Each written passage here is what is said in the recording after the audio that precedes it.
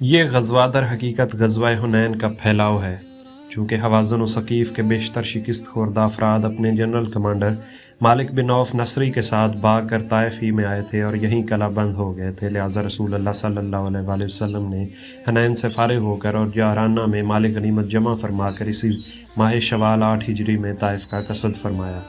اس مقصد کے لیے خالد بن ولید رضی اللہ تعالیٰ عنہ کی سرکردگی میں 1000 فوج کا راول دستہ روانہ کیا گیا۔ پھر آپ نے خود طائف کا رخ فرمایا اور راستے میں نخلا اور یمانیہ اور پھر کرن منازل، پھر لے سے گزر ہوا۔ لے میں مالک بن عوف کا ایک قلعہ تھا، آپ نے اسے منہدم کروا دیا۔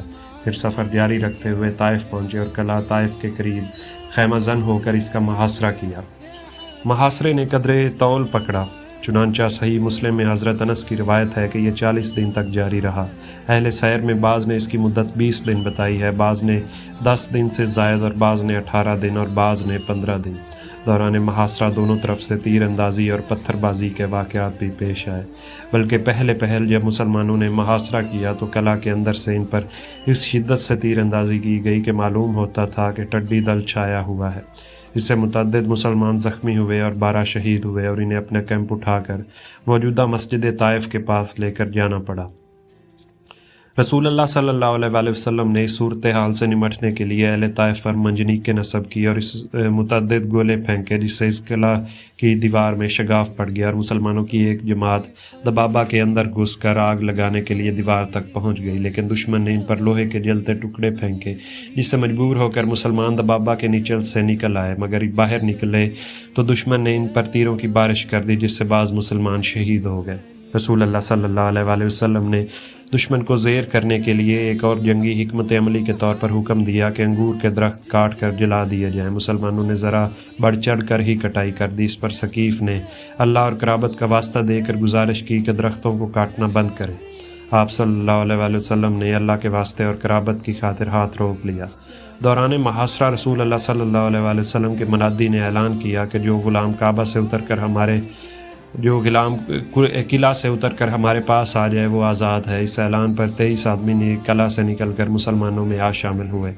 انہی میں حضرت ابو بکرہ رضی اللہ تعالیٰ عنہ بھی تھے۔ وہ قلعہ کی دیوار پر چڑھ کر ایک چرخی یا گراری کی مدد سے جس کی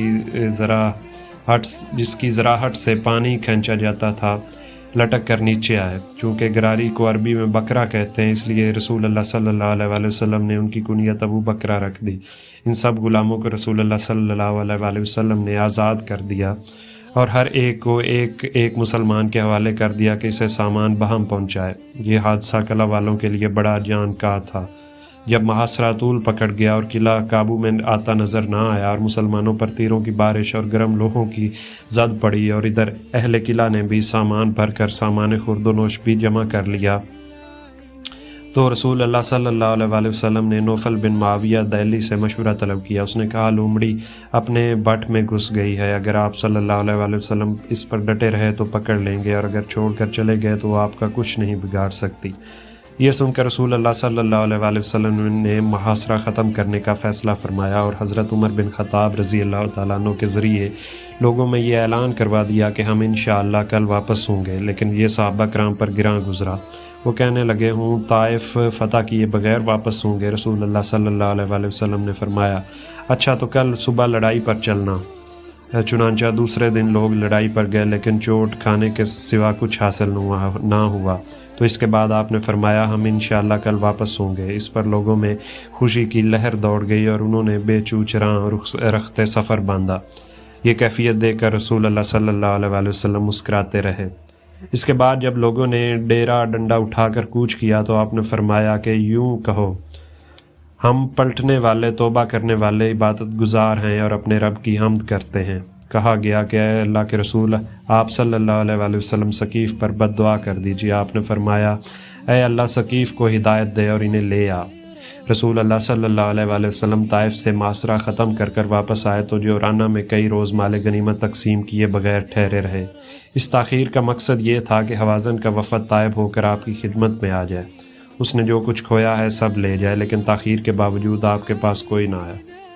تو آپ صلی اللہ علیہ وآلہ وسلم نے مال کی تقسیم شروع کر دی تاکہ قبائل کے سردار اور مکہ کے اشراف جو بڑی حرص سے جھانک رہے تھے ان کی زبانیں خاموش ہو جائیں۔ मौलफ़त उल-क़ुलूब की किस्मत ने सबसे पहले यावरी की और इन्हें बड़े बड़े हिस्से दिए गए। अबू सुफ़ियान बिन हरब को 40 औकिया, कुछ कम 6 किलो चांदी और 100 ऊँट अता किए गए। उसने कहा, मेरा बेटा यजीद, आपने इतना ही यजीद को भी दिया। उसने कहा, और मेरा बेटा मुआविया, और आपने इतना ही मुआविया को भी दिया। यानी तनहा अबू सुफ़ियान और उसके बेटों समेत तकरीबन 18 किलो चांदी और 300 ऊँट हासिल हो गए। हकीम बिन हज़ाम को 100 ऊँट दिए गए। उसने मज़ीद 100 ऊँटों का सवाल किया तो उसे फिर 100 ऊँट दिए गए। इस तरह सफ़वान बिन उमैया को 100 ऊँट और फिर 100 ऊँट और फिर 100 ऊँट यानी 300 ऊँट दिए गए। हारिस बिन कलदा को भी 100 ऊँट दिए गए और कुछ मज़ीद कुरशी और गैर करशी रऊसा को 100 ऊँट दिए गए। कुछ दूसरों को 50 और 40 ऊँट दिए गए। यहाँ तक कि लोगों में मशहूर हो गया कि मोहम्मद सल्लल्लाहु अलैहि वसल्लम इस तरह बेदरेग अतिया देते हैं कि इन्हें फ़क्र का अंदेशा ही नहीं। चुनांचा माल की तलब में बद्दू आप सल्लल्लाहु अलैहि वसल्लम पर टूट पड़े और आप सल्लल्लाहु अलैहि वसल्लम को एक दरख्त की जानिब समेटने पर मजबूर कर दिया। इत्फाक से आप सल्लल्लाहु अलैहि वसल्लम की चादर दरख्त में फंस कर रह गई। आपने फरमाया, लोगों मेरी चादर दे दो। इस ज़ात की कसम जिसके हाथ में मेरी जान है, अगर मेरे पास तहामा के दरख्तों की तादाद में भी चौपाए हो तो इन्हें भी तुम पर तकसीम कर दो। फिर तुम मुझे ना बखील पाओगे, ना बुज़दिल और ना झूठा। इसके बाद आप सल्लल्लाहु अलैहि वसल्लम ने अपने ऊँट की बाजू में खड़े होकर उसके कुहान से कुछ बाल लिए और चुटकी में रख कर बुलंद करते हुए फरमाया, लोगो वल्लाह मेरे लिए तुम्हारे माल में से कुछ भी नहीं आता कि इतना बाल भी नहीं, सिर्फ खमस है और खमस भी तुम पर ही पलटा दिया जाएगा। मौलफ़त उल-क़ुलूब को देने के बाद रसूलुल्लाह सल्लल्लाहु अलैहि वसल्लम ने हज़रत ज़ैद बिन साबित रज़ी अल्लाह ताला अन्हु को हुक्म दिया कि माल गनीमत और फ़ौज को यकजा करके लोगों पर गनीमत की तकसीम का हिसाब लगाएं। उन्होंने ऐसा किया तो एक फ़ौजी के हिस्से में 4 ऊँट और 40 बकरियाँ आईं। जो शाह सवार था इसे 12 ऊँट और 120 बकरियाँ मिलीं। यह तकसीम एक हकीमाना सियासत पर मबनी थी, क्योंकि दुनिया में बहुत से लोग ऐसे हैं जो अपनी अकल के रास्ते से नहीं बल्कि पेट के रास्ते से हक पर लाए जाते हैं। यानी जिस तरह लोगों को एक मुट्ठी हरी घास दिखा दीजिए और वो इसकी तरफ बढ़ते लपकते और अपने महफूज ठिकाने तक जा पहुंचते हैं, इस तरह मज़कूरा किस्म के इंसानों के लिए भी मुख्तलिफ़ ढंग के असबाब कशिश की ज़रूरत पड़ती है ताकि वो ईमान से मानूस होकर इसके लिए पुरजोश हो जाएं। ये सियासत पहले पहल समझी जा चुकी और समझी ना जा सकी, इसलिए कुछ ज़ुबानों पर हर्फ़ एतराज़ आ गया। अंसार पर ख़ुसूसन इस सियासत की बड़ी ज़द थी, क्योंकि वो सब के सब हुनैन के इन अताया से बिल्कुल महरूम रखे गए थे। हालांकि मुश्किल के इस वक्त में उन्हें पुकारा गया था और वही उड़ कर आए थे। रसूलुल्लाह सल्लल्लाहु अलैहि वसल्लम के साथ मिलकर इस तरह जंग की थी कि फ़ाश शिकस्त का शानदार फ़तह में तब्दील हो गया, लेकिन अब वो देख रहे थे कि भागने वालों के हाथ पर हैं और वो ख़ुद महरूम और तही दस्त। इब्न इसाक ने अबू सईद ख़दरी रज़ी अल्लाह ताला अन्हु से रवायत की है कि जब रसूलुल्लाह सल्लल्लाहु अलैहि वसल्लम ने कुरैश और कबाइल अरब को वो अतिये दिए और अंसार को कुछ ना दिया, तो अंसार ने जी में पेच ताब खाया और इनमें से बहुत सी चह मगोइयाँ होने लगी। यहाँ तक कि एक कहने वाले ने कहा, खुदा की कसम रसूलुल्लाह सल्लल्लाहु अलैहि वसल्लम अपनी कौम से जा मिले हैं। और इसके बाद हज़रत साद बिन उबादा रज़ी अल्लाह ताला अन्हु आपके पास आए और अर्ज़ किया, या रसूल अल्लाह, आप सल्लल्लाहु अलैहि वसल्लम ने इस हासिल शुदा माल फ़ै में से जो कुछ किया है, इस पर अंसार अपने जी में आप पर पेच ताब खा रहे हैं। आपने इसे अपनी कौम में तकसीम फरमा दिया। कबाइल अरब को बड़े बड़े अतिये दिए लेकिन अंसार को कुछ न दिया। आपने फरमाया, ऐ साद, इस बारे में तुम्हारा क्या ख्याल है? उन्होंने कहा, या रसूल अल्लाह, मैं भी तो अपनी कौम ही का एक आदमी हूँ। आपने फरमाया, अच्छा तो अपनी कौम को इस छोलदारी में जमा करो। साद ने निकल कर अंसार को इस छोलदारी में जमा किया। कुछ महाजरीन भी आ गए तो इन्हें दाखिल होने दिया। फिर कुछ दूसरे लोग भी आ गए, इन्हें वापस कर दिया। जब सब लोग जमा हो गए तो हज़रत साद रज़ी अल्लाह ताला अन्हु की खिदमत रसूल अल्लाह सल्लल्लाहु अलैहि वसल्लम की खिदमत में हाज़िर होकर अर्ज़ किया, कबीला अंसार आपके लिए जमा हो गए हैं। रसूल अल्लाह सल्लल्लाहु अलैहि वसल्लम इनके पास तशरीफ़ लाए और अल्लाह की हम्द व सना बयान की।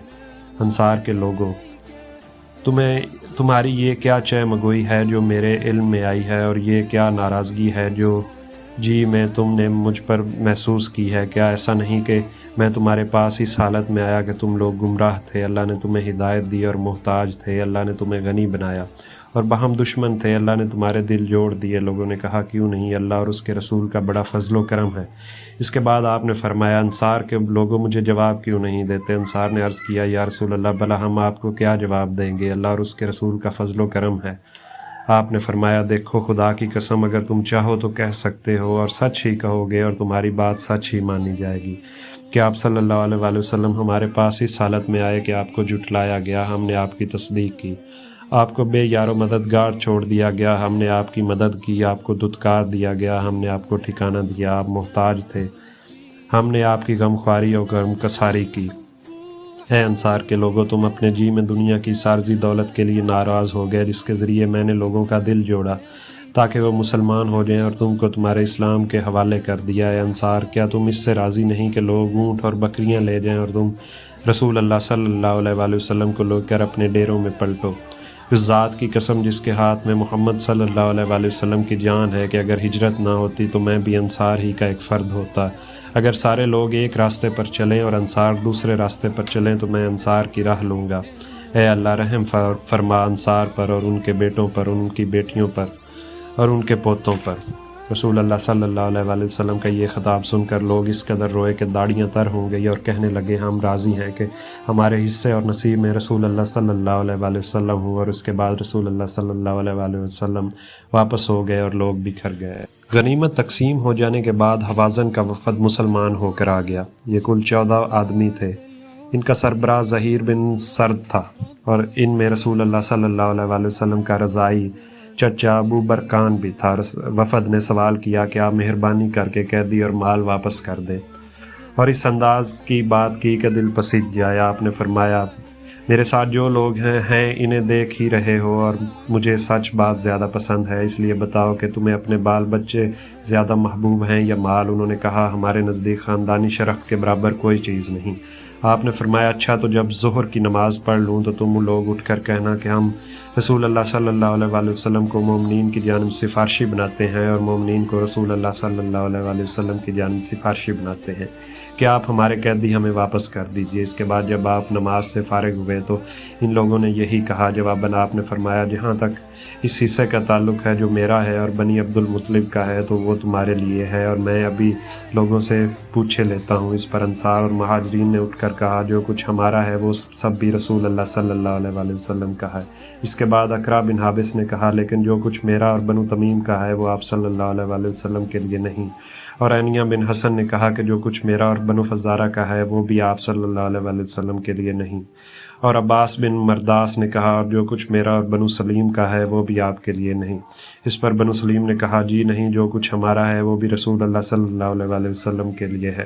عباس بن مرداس نے کہا تم لوگوں نے میری توہین کر دی۔ رسول اللہ صلی اللہ علیہ وآلہ وسلم نے فرمایا دیکھو یہ لوگ مسلمان ہو کر آئے ہیں اور اسی غرض سے میں نے ان کے قیدیوں کی تقسیم میں تاخیر کی تھی اور اب میں نے انہیں اختیار دیا تو انہوں نے بال بچوں کے برابر کسی چیز کو نہیں سمجھا، لہٰذا جس کسی کے پاس کوئی قیدی ہو اور وہ بخوشی واپس کر دے تو یہ بڑی اچھی راہ ہے، اور جو کوئی اپنے حق کو روکنا ہی چاہتا ہو تو وہ بھی ان قیدی تو انہیں واپس ہی کر دے۔ البتہ آئندہ جو سب سے پہلے مال فے حاصل ہوگا اس طرح ہم اس شخص کو ایک کے بدلے 6 دیں گے۔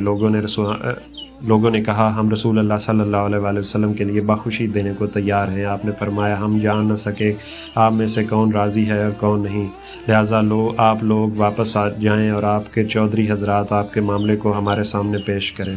اس کے بعد سارے لوگوں نے ان کے بال بچے واپس کر دیے، صرف عنیہ بن حسن کا حصہ رہ گیا جس کے حصے میں ایک بڑھیا آئی تھی۔ اس نے واپس کرنے سے انکار کر دیا لیکن آخر میں اس نے بھی واپس کر دیا۔ رسول اللہ صلی اللہ علیہ وآلہ وسلم نے سارے قیدیوں کو ایک ایک قبطی چادر عطا فرما کر واپس کر دیا۔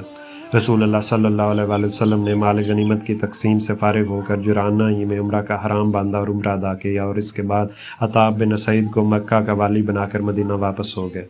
مدینہ واپسی 24 ذی القعدہ 8 ہجری کو ہوئی تھی۔ محمد غزالی کہتے ہیں کہ ان فاتحانہ اوقات میں جب اللہ تعالیٰ نے آپ صلی اللہ علیہ وآلہ وسلم کے سر پر فتح مبین کا تاج رکھا، اور اس وقت میں جب آپ صلی اللہ علیہ وآلہ وسلم اس شہر عظیم میں 8 سال پہلے تشریف لائے تھے، کتنا لمبا چوڑا فاصلہ ہے۔